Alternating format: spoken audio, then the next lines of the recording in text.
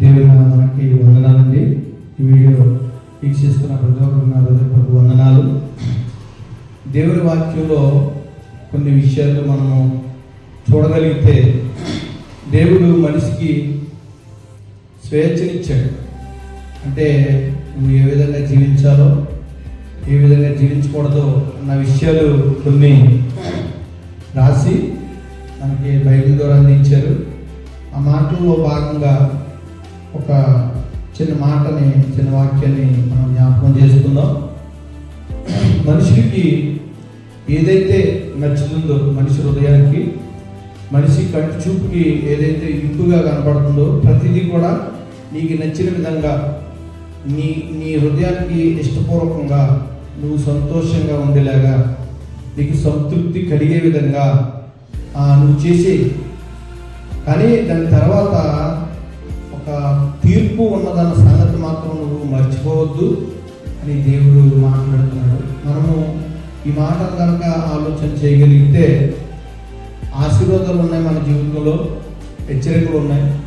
చాలామంది ఆశీర్వాదాలకి పరుగులెడుతూ ఉంటారు, స్వస్థతలకు పరుగులెడుతూ ఉంటారు. కానీ బైబిల్ వాక్యంలో మనం ఆలోచన చేయగలిగితే హెచ్చరిక మన జీవితాన్ని పరలోక రాజ్యానికి తీసుకెళ్తుంది.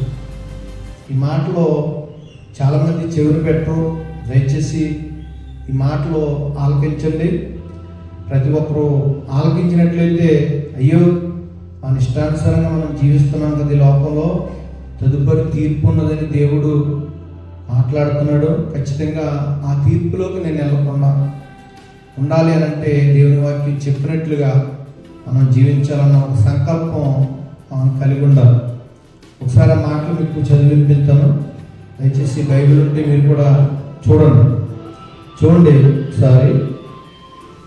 ప్రసంగి గ్రంథము 11వ అధ్యాయము 9వ వచనంలో ఈ విధంగా వ్రాయబడినది: యవ్వనుడా, నీ యవ్వనమందు సంతోషపడుము, నీ యవ్వన కాలమందు నీ హృదయము సంతుష్టిగా ఉండనిమ్ము, నీ కోరిక చొప్పున నీ దృష్టి యొక్క ఇష్టము చొప్పునను ప్రవర్తించుము.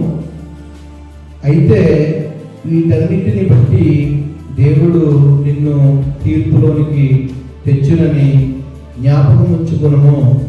ఆమేన్. వాక్యాన్ని ఒకసారి మనం ధ్యానం చేసుకుందాం. దాన్ని బట్టి మన జీవితాన్ని దేవునిలో కొనసాగిద్దాం.